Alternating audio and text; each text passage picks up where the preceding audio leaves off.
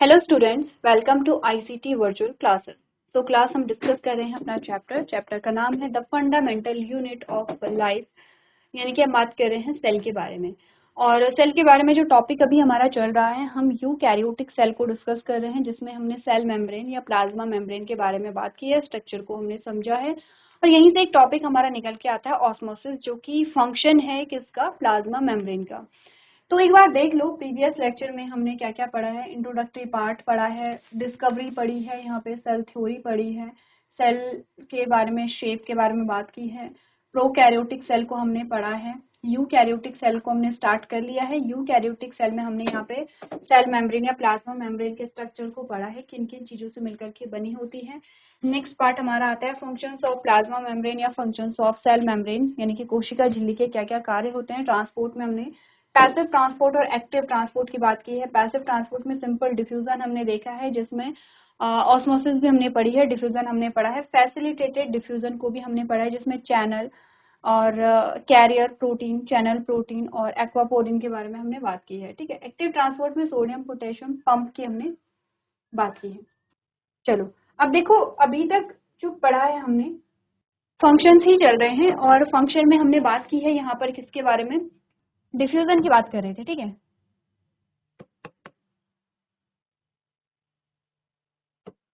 Diffusion की बात कर रहे हैं। किसके एस्पेक्ट में, गैसेस, जो गैस होती हैं उनके बारे में हमने बोला था। तो हमने लाइन पढ़ी थी प्लाज्मा मेम्ब्रेन के बारे में। प्लाज्मा मेम्ब्रेन होती है सिलेक्टिवली परमिएबल मेम्ब्रेन, यानी कि अर्ध पारगम्य झिल्ली जिसको हम कहते हैं। या आपने कहा कि जो सिलेक्टिवली परमिएबल का मतलब है कि जो सिलेक्शन करके, चुनिंदा पारगम्य झिल्ली भी इसको हम कहते हैं, जो सिलेक्शन करके चीजों को आर पार भेजती है। तो हमने कहा ये प्लाज्मा मेम्ब्रेन है, सेल के अंदर क्या जा रहा है, सेल के बाहर क्या जा रहा है, इसका सिलेक्शन जो है वो सेल यहाँ पर करेगी। अगर गैसेस के बारे में हम कह रहे हैं तो डिफ्यूजन है, और हमने प्रीवियस लेक्चर में रेस्पिरेटरी सिस्टम का एग्जाम्पल भी लिया था।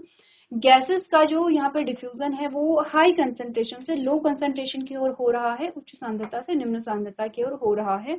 कार्बन डाइऑक्साइड एंड ऑक्सीजन हमने यहाँ पे एग्जाम्पल लिया था। ऑस्मोसिस कब आता है, जब हम बात कर रहे हैं वाटर के बारे में, तब हम ऑस्मोसिस की बात यहाँ पर करते हैं। तो सेल के अंदर पानी कब आता है, सेल की से बाहर पानी कब जाएगा, ये भी डिपेंड करता है कंसंट्रेशन पे, क्योंकि ऑस्मोसिस हमने सिंपल डिफ्यूजन में पढ़ी थी। ठीक है। अब हमने कहा कि हम क्या करते हैं, जब हमने अलग अलग टाइप के सॉल्यूशन लिए और उन सॉल्यूशन में जब हमने सेल को डाला, तो सेल में चेंज देखने को मिलते हैं यहाँ पे। ठीक है। चेंज क्या होता है, जैसे कि आप किशमिश लेते हैं, किशमिश को हम क्या करते हैं, पानी में डाल देते हैं, भिगो देते हैं। किशमिश जो कि श्रिंक था और सूखा हुआ सा था, जब हमने उसको पानी में डाला, तो अब वो किशमिश जो है कुछ टाइम के बाद, आप देखते हैं कुछ घंटों के बाद, वो किशमिश जो है वो फूल जाता है, एकदम फूल जाता है। सब लोगों ने देखा होगा, मैक्सिमम लोगों ने खाया भी होगा। तो वो जो फूला हुआ किशमिश है, क्या है उसमें, क्या हुआ होगा उसमें एक्चुअली में, सोचो जरा एक बार। जिस किशमिश को आपने पानी में डाला, जो पहले सूखा हुआ था, श्रिंक था, अब वो फूल गया है, और जब आप उसे खाते हैं तो लगता है कि वो जो किशमिश है उसके अंदर पानी सा लगता है। अच्छा, सूखे हुए किशमिश को खाना और जो पानी में भीगा हुआ किशमिश है, जो फूला हुआ, उसको खाना, सूखा हुआ किशमिश आपको ज्यादा मीठा दिखेगा, मीठा मिलेगा, और जो पानी में भीगा हुआ है वो उतना मीठा वो भी होगा, लेकिन कंपैरेटिवली कम मीठा होता है। तो हमें क्लियरली पता चलता है कि इस किशमिश के अंदर पानी गया है। ठीक है। अब वही किशमिश जो है आपने खाया नहीं वो, ठीक है, चलो खा लिया, दो किशमिश आपने भिगोए थे और उसमें से एक आपने खा लिया, एक आपने खाया नहीं। अब आपने उसे पानी से निकाला, उसने उसे आपने ऐसे छोड़ दिया बाहर रूम टेम्परेचर पे। कुछ टाइम बाद आप ऑब्जर्व करेंगे कि वो जो किशमिश है वो फिर से श्रिंक हो गया है। मतलब क्या हुआ होगा, उसके अंदर का जो पानी है वो बाहर आ गया था। अब यही डिफरेंस हमें देखना था। जब हमने पानी में डाला तो उसके अंदर पानी चला गया। अब अंदर पानी चला गया, ठीक है, पानी में डाला उसके अंदर पानी चला गया, यहाँ तक की बात तो ठीक है। लेकिन जब हमने बाहर निकाला तो वो पानी बाहर क्यों निकला, फिर एक बार अंदर आ गया था तो आ गया था, किशमिश को तब भी फूले हुए ही रहना था। जब किशमिश बाहर निकाला और उसका पानी जब बाहर निकलता है, किशमिश से बाहर निकलता है, किशमिश जब फिर से श्रिंक हो जाता है, फिर से वो क्या हो जाता है, यहाँ पे संकुचित हो जाता है। तो इसका क्या रीजन है, ऐसा क्यों हुआ, इसका आंसर हमें मिलता है इन तीन टाइप के सॉल्यूशन में। सॉल्यूशन के नाम अभी हमने नहीं पढ़े हैं, सॉल्यूशन कौन कौन से टाइप के हैं। पहले देखिए सेल का रिस्पॉन्स क्या आता है किस सेल के लिए। तो उसके लिए जो प्रीवियस लेक्चर में हमने पढ़ा है, पहले तो देखो वो थोड़ा सा रिवाइज कर लो। क्या पढ़ा है आपने, सॉल्यूशन की बात हो रही है। सॉल्यूशन जो मिलता है वो मिलता है सॉल्वेंट। सॉल्वेंट जो है वो मोस्टली हम पानी को लेते हैं।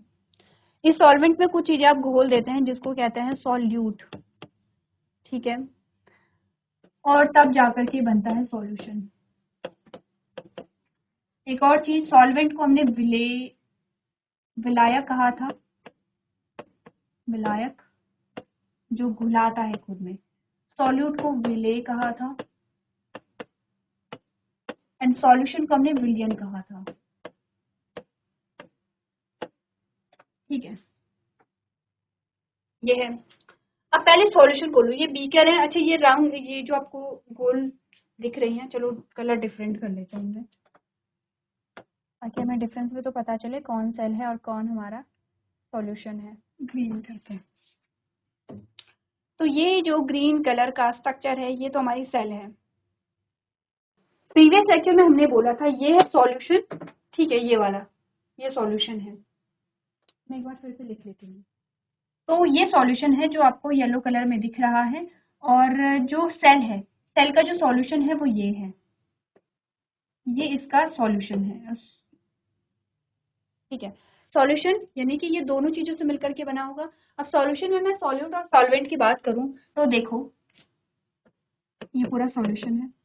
अगर मैं सॉल्वेंट और सॉल्यूट की बात करूं, अगर बीकर का पहले ये बाहर का जो सॉल्यूशन उसकी बात करते हैं, तो ये येलो कलर का जो है ये तो है सॉल्वेंट, और ये जो आपको गोलेनुमा संरचनाएं दिख रही हैं ये है सॉल्यूट।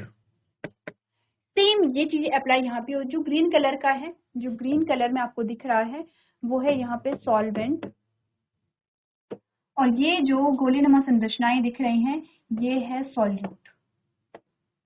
विलेय, विलायक और विलेय, ठीक है। विलायक जो खुद में घुलाता है तो ये विलायक है ये वाला, और ये विलेय है यहाँ पे। सेम इसमें भी ये विलायक है और ये विलेय है, ये जो छोटे छोटे दाने हमने दिखा रखे हैं, ठीक है। अब आपको दिख रहा होगा 3 इमेजेस जो आपको दी गई थी उनमें आपको जो कंसंट्रेशन ग्रेडियंट्स है या कंसंट्रेशन डिफरेंस है वो दिखाई दे रहा होगा। ये इरेज कर दूं, हो गया, ये सारा इरेज कर दूं। चलो अब दूसरी चीज जो हमें यहाँ पे डिस्कस करनी है वो क्या है, वो ये है कि हम कंपैरिजन कर रहे हैं। डिफरेंस क्या है, हम वो ये है कि हम कंपैरिजन कर रहे हैं यहाँ पे 2 सॉल्यूशन के बीच में या 3 सॉल्यूशन के बीच में कंपैरिजन हो रहा है। क्योंकि इतना तो हमें पता है, देखो इतना तो हमें पता है, हमने बात की थी कि जो सॉल्वेंट है वो ज्यादा होता है, विलायक जो है उसकी मात्रा जो है वो अधिक होती है, किसके कंपैरिजन में, सॉल्यूट के, सॉल्यूट कम होगा। अब आपने 1 गिलास पानी में नमक ऐड किया तो नमक की जो क्वांटिटी है वो कम होती है, या चीनी आपने ऐड किया, चीनी की क्वांटिटी कम होती है, पानी की ज्यादा, पानी क्या विलायक है उस केस में, विलेय कौन है, जो घुल रहा है, ठीक है। तो इसीलिए हमने कहा कि अगर हम इस सॉल्यूशन को लें तो इसमें ऑफ कोर्स आपने कहा कि जो यहाँ पे सॉल्वेंट है वो ज्यादा होगा, सॉल्यूट कम होगा, इसमें भी ऐसा ही होता है, ठीक है। सेम जो सॉल्यूशन है उसमें भी ऐसा होता है, बट अगर मैं इसका और इसका कंपैरिजन करूं, एक सॉल्यूशन तो वो है जो बीकर में है और एक सॉल्यूशन वो है जो सेल के अंदर है। चलो सेल का अभी नहीं लेते, हमने प्रीवियस लेक्चर में इनका कंपैरिजन किया था, इसका और इसका कंपैरिजन मैं करूं, बताओ दोनों के कंपैरिजन में सॉल्यूट ज्यादा किसमें है, विलेय जो है वो ज्यादा किसमें, आपको दिख रहे हैं कि ज्यादा दाने इसमें दिख रहे हैं हमें, तो यहाँ विलेय ज्यादा है और यहाँ जो विलेय है वो कम है, ठीक है। अब हमने कहा अगर हम इसका और इसका कर रहे हैं तो यहाँ विलेय ज्यादा है और यहाँ जो विलेय है वो कम है। तो अभी तो हम क्या कर रहे हैं, ये जो सॉल्यूशन हमारे पास है इनका कंपैरिजन कर रहे हैं। अब देखो आपने एक सॉल्यूशन में सेल को डाले तो सेल के अंदर भी तो सॉल्यूट भी है, सॉल्वेंट भी है, तो इस सेल जो सेल है हमारी, सेल के अंदर भी तो एक सॉल्यूशन है। अगर मैं इन दोनों का कंपैरिजन करूं, सॉल्यूट और सॉल्वेंट का, तो क्या मैं कह सकती हूँ सेल के अंदर जो सॉल्यूट है उसकी मात्रा ज्यादा है, किसके कंपैरिजन में, इस सॉल्यूशन के कंपैरिजन में। अब इस सॉल्यूशन में अगर सॉल्यूट कम है तो सॉल्वेंट ज्यादा भी तो है इसके कंपैरिजन में, आपने कहा इसमें सॉल्यूट कम है, देखो मैं लिखती हूँ, इसमें ये जो विलेय है, कम विलेय जो है या सॉल्यूट जो है वो कम है, वो ज्यादा है, सेल की बात हो रही है ना, सेल में ज्यादा है, सेल में विलेय ज्यादा है, और इसमें जो विलेय है यानी कि सॉल्यूट है वो कम है, ठीक है। लेकिन अगर हम सॉल्वेंट का कंपैरिजन करें तो इसमें जो सॉल्वेंट है विलायक, इसमें जो विलायक है, सेल की बात हो रही है, वो कम होगा। इसमें जो विलायक है वो कम होगा, ठीक है। और इसमें जो विलायक है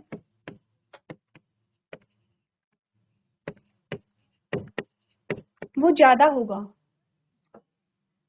विलेय को सॉल्यूट कहते हैं। अच्छा, मैं सिर्फ सॉल्यूट लिखूं या सॉल्वेंट लिखूं या सिर्फ विलेय लिखूं या विलायक लिखूं तो समझ में आना चाहिए आपको, क्योंकि मैं पहले भी आपको लिखा चुकी हूँ, ठीक है। आप दोनों चीजें आपको लिखनी है, समझ में आना चाहिए। क्या ये होगा या नहीं होगा, एक बार ये देखो। मैंने क्या बोला, इसमें सॉल्यूट ज्यादा है, हमें दिख रहा है, क्लियरली विजिबल है, इसमें सॉल्यूट ज्यादा है या इसमें विलेय ज्यादा है, और इसमें सॉल्यूट या विलेय कम है इस वाले बीकर में। अब हमने कहा कि सॉल्यूट का डिफरेंस आया, तो अगर हम सॉल्वेंट की बात करें, सॉल्वेंट जो विलायक है, विलायक की मात्रा इसमें कम होगी इसके कंपैरिजन में, होगा ऐसा। देखो, हमने बोला ये एक सॉल्यूशन है और इसमें क्या है, यहाँ पे यहाँ भरा हुआ है, ठीक है, विलायक भरा हुआ है, और ये दूसरा है, इसमें सॉल्यूट जो है वो ज्यादा है, इसमें विलेय कम है, इसमें जो विलेय है वो ज्यादा है। विलेय कम होने का मतलब है इसमें विलायक ज्यादा होगा, विलायक ज्यादा क्वांटिटी में होगा, और विलेय के ज्यादा होने का मतलब है कि विलायक कम क्वांटिटी में होगा। किसके, दोनों के कंपैरिजन में हो रहा है, क्योंकि आपने कहा सॉल्यूट भी तो वहां पे क्या करेगा, वहां पे सॉल्यूट भी तो वहां पे ऑक्यूपाइड होगा, जगह ऑक्यूपाई करेगा। तो आपने कहा कि यहाँ पर अगर सॉल्यूट कम है तो सॉल्वेंट ज्यादा है, कंपैरिजन तो दोनों के बीच में हो रहा है ना। सेम यही है कि कंपैरिजन सेल और इस बीकर में जो सॉल्यूशन है उसके बीच में हो रहा है, कि इस बीकर में जो सॉल्यूशन है उसमें सॉल्यूट जो है वो कम है, ठीक है, इस सेल के कंपैरिजन में, लेकिन इसमें सॉल्वेंट ज्यादा है इस सेल के कंपैरिजन में। अब इस सेल में जो है वो सॉल्यूट जो है वो ज्यादा है इस सॉल्यूशन के कंपैरिजन में, लेकिन जो सॉल्वेंट है वो क्या होगा, यहाँ पे कम होगा। समझ रहे हो? फिर से एक बार फिर से समझते हैं। देखो, मैंने बोला ये दो बीकर है, इन दोनों बीकर में सॉल्यूशन है, इसमें ज्यादा सॉल्यूट है, इसमें कम सॉल्यूट है, इसमें ज्यादा सॉल्यूट है, यानी कि विलेय, इसमें कम विलेय है, इसमें ज्यादा विलेय है, दोनों के कंपैरिजन में हो रहा है। अब विलायक पे आते हैं, सॉल्वेंट पे आते हैं। आपने कहा कि सॉल्वेंट का अगर हम कंपैरिजन करें, क्योंकि इसमें कम सॉल्यूट था तो इसमें सॉल्वेंट की मात्रा फिर ज्यादा थी, ठीक है, क्योंकि इसमें ज्यादा सॉल्यूट था तो इसमें सॉल्वेंट की मात्रा क्या थी, कम थी। ऐसा होगा, सॉल्वेंट कम होगा क्योंकि सॉल्यूट फिर ज्यादा है इसमें। दोनों के कंपैरिजन में हम बात कर रहे हैं, बस आपको वही कंपैरिजन करना है जो बीकर में जो सॉल्यूशन है, बीकर में जो सॉल्यूशन है और सेल के अंदर जो सॉल्यूशन है। चलो, इसके बेसिस पे आपको बताना है, वाटर की मूवमेंट बतानी है, वाटर या सॉल्वेंट की मूवमेंट या विलायक की मूवमेंट आपको बतानी है, कहाँ से कहाँ होगी। आपको पता है कि उच्च सांद्रता से निम्न सांद्रता में होती है। अब ये सारी चीजें हटा दो, एक बार ट्राई करो, कोशिश करो कि सेल पे क्या असर पड़ता है।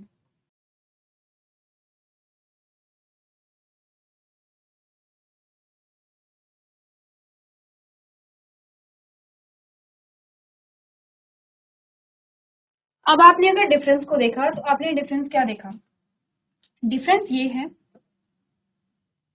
कि इसमें, नीचे लिखते हैं, डिफरेंस ये है कि सेल में क्या है, मोर सॉल्यूट है और यहाँ पर लेस सॉल्यूट है, ठीक है। अगर सेल में सॉल्यूट जो है वो ज्यादा है इस सॉल्यूशन के कंपैरिजन में, तो सेल के अंदर जो सॉल्वेंट होगा वो कम था, सेल के अंदर क्या था, लेस सॉल्वेंट था, ठीक है। और जो आपके बीकर में जो सॉल्यूशन है उसमें क्या था, मोर सॉल्वेंट था, सॉल्वेंट यानी कि विलायक, सॉल्यूट यानी कि विलेय। क्लियर है? अब देखो, पहले बीकर में जो डिफरेंस हमें दिखा वो ये दिखा कि सेल के अंदर जो है वो सॉल्यूट या विलेय ज्यादा है और ये बाहर का जो विलियन है इसमें सॉल्यूट या विले जो है वो क्या है, कम है। ठीक है, क्योंकि आपने कहा इसमें सॉल्यूट ज्यादा था, ठीक है, तो इसमें सॉल्वेंट जो है वो कम था। क्योंकि उसमें सॉल्यूट कम था तो इसमें सॉल्वेंट ज्यादा था। तो बात तो सॉल्वेंट की आ रही है, मूवमेंट सॉल्वेंट का होना है। सॉल्वेंट यानी कि वाटर यानी कि पानी, सॉल्वेंट विलायक जो है वो पानी होता है। अब बोलो कि पानी की ज्यादा जो सांद्रता है, मैं विलय और विलायक भी लिख लेती हूँ।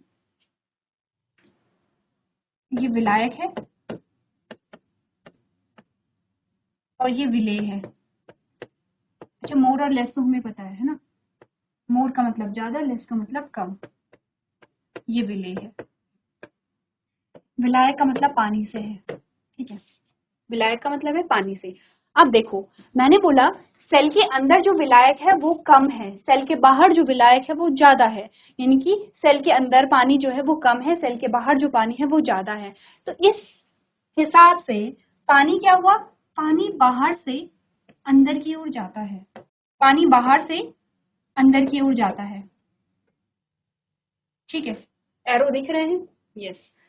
अब बाकी के एरो हटा देती हूँ।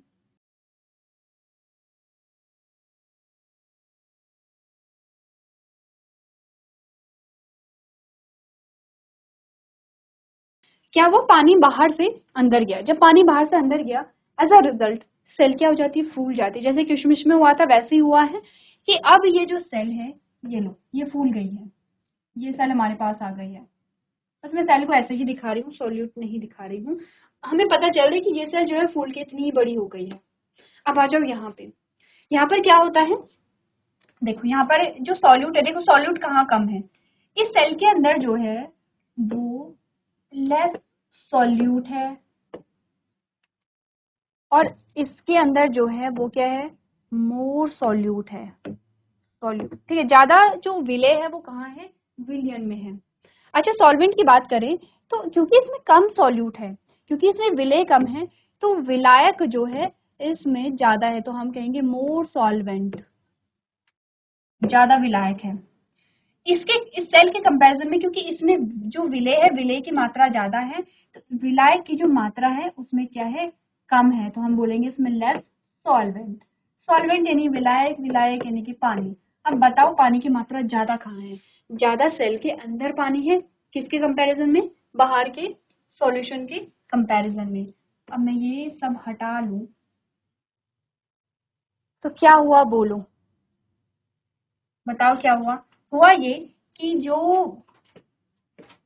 सेल का जो पानी है वो बाहर निकल गया, सेल के अंदर जो यहाँ पे सॉल्वेंट था वो बाहर निकला, और ये हमारे पास सेल आ गई। क्या हुआ, सेल श्रिंक हो गई है। क्या ऐसा कब हुआ था, जब हमने किशमिश को बाहर वाटर से निकाल करके बाहर रखा था, रूम टेम्परेचर पे रखा था। ऐसा क्यों हुआ, क्योंकि देखो ये यहाँ पे बीकर था, इसमें आपने किशमिश डाला, ठीक है, जो पिचका हुआ किशमिश था, ये पिचका हुआ किशमिश था। अब इस पिचके हुए किशमिश के अंदर क्या था, विलेय ज्यादा था, सॉल्यूट ज्यादा था, लेकिन सॉल्वेंट या विलायक कम था। किसके कंपैरिजन में, ये इस बीकर में जो सॉल्यूशन है उसके कंपैरिजन में। क्योंकि किशमिश के अंदर विलेय ज्यादा है, विलायक कम है, क्योंकि सॉल्यूशन में जो विलेय है वो कम था लेकिन विलायक ज्यादा था, तो बाहर से पानी अंदर चला गया ऐसे। अब जब हमने किशमिश को निकाला तो किशमिश हमें फूला हुआ मिला, ये हमारा किशमिश है। अब हमने कहा जब हमने बाहर से रूम टेम्परेचर पे निकाला तो इसका पानी बाहर क्यों निकल जाता है। सेम वही फिनोमिना होता है कि किशमिश के अंदर जो सॉल्वेंट था, जो विलायक था, जो पानी था वो ज्यादा था, किसके कंपैरिजन में, बाहर के जो हमारा एटमोस्फेयर है, जो हमारा वातावरण है उसके कंपैरिजन में। तो वातावरण में जो पानी है, जो वाटर की कंसेंट्रेशन है वो कम थी, किशमिश के अंदर ज्यादा थी, इसीलिए किशमिश से पानी जो है वो बाहर निकलने लगता है, और कुछ टाइम के बाद हम देखते हैं किशमिश फिर से क्या हो गया है, श्रिंक हो गया है। तो यही फिनोमिना हुआ यहाँ पे कि जो ऑस्मोसिस थी वो कैसी हुई, एक्सो ऑस्मोसिस हुई। अब लास्ट इमेज में मैं सिर्फ सेल बना रही हूँ, ठीक है, सिंपल सा मैं सेल बनाऊंगी आपको बताने की क्या हुआ यहाँ पे।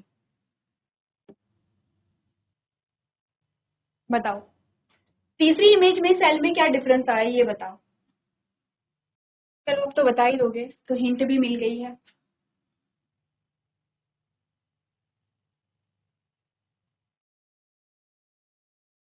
देखो इसमें अगर आप देख रहे हैं जो थर्ड हमारी इमेज आती है उसमें हमें पता चल रहा है कि इसमें कोई चेंज नहीं हुआ, नो चेंज। ऐसा क्यों? क्योंकि अगर आप देखेंगे देखो सॉल्वेंट का तो हमें पता नहीं चल रहा है, बट सॉल्यूट हमें पता चल रहा है। जितना अमाउंट सॉल्यूट का सेल के अंदर है उतना ही अमाउंट सॉल्यूट का सेल के बाहर वाले सॉल्यूशन में भी है।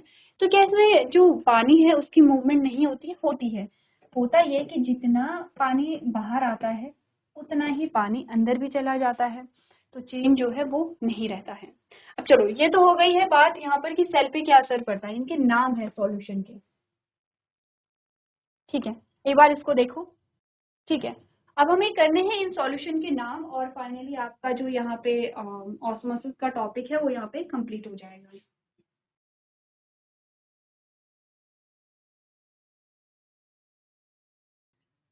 अब हमने कहा जिस सॉल्यूशन में रखने पर सेल फूल जाती है, क्या बोला? जिस सॉल्यूशन में रखने पर सेल फूल जाती है ऐसे सॉल्यूशन को कहते हैं हाइपोटोनिक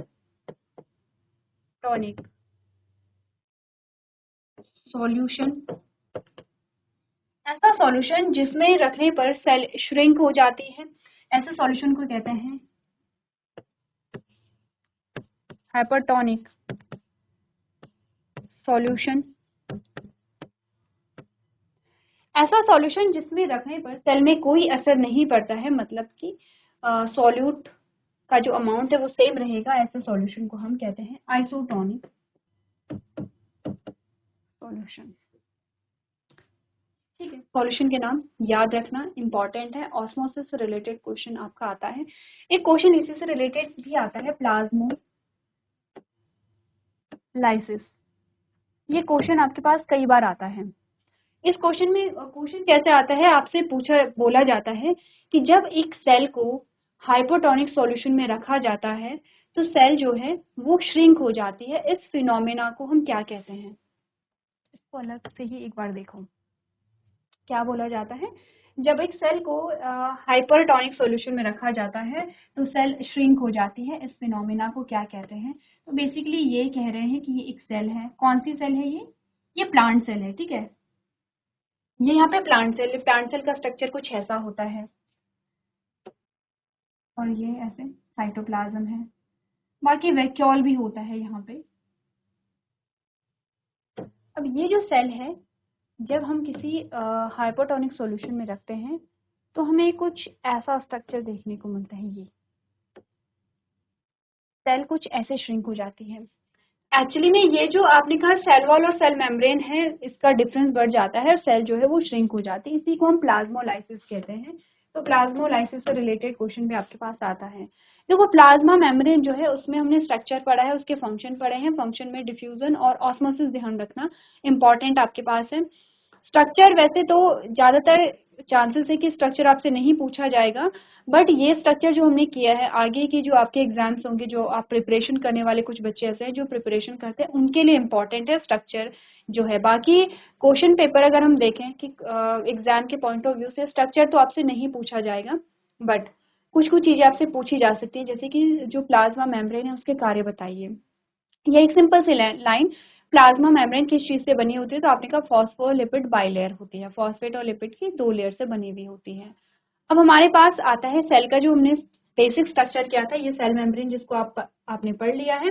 न्यूक्लियस है, बाकी साइटोप्लाज्म है। अब हमारा आता है न्यूक्लियस। थोड़ा सा न्यूक्लियस को डिस्कस करेंगे। न्यूक्लियस जो है वो न्यूक्लियर मेम्ब्रेन से बना होता है जिसके अंदर जेनेटिक मटेरियल होता है। थोड़ा सा जेनेटिक मटेरियल को भी डिस्कस करेंगे। जेनेटिक मटेरियल या डीएनए के बारे में आप कितना जानते हैं, एक बार आप लोग घर से पढ़ के लेकर के आएंगे। तो धीरे धीरे सेल ऑर्गेनेलीज यहाँ पे स्टार्ट हो जाएंगी। सेल ऑर्गेनेली यानी कि कोशिकांग। कोशिका के अंदर बहुत सारे पार्ट्स होते हैं, जैसे आपने माइटोकॉन्ड्रिया सुना होगा, जैसे आपने एंडोप्लाज्म रेटिकुलम सुना होगा। तो ऐसे ही अलग अलग पार्ट्स होते हैं, उनके फंक्शंस हम यहाँ पे डिस्कस करेंगे। तो यहाँ तक की जो चीजें हैं नोट्स भी अपने आपने बनाते रहने हैं और रिविजन भी करते रहना है। तो आज के सेशन में हम इतना ही करेंगे। अभी तक क्लास में बने रहने के लिए आपका धन्यवाद।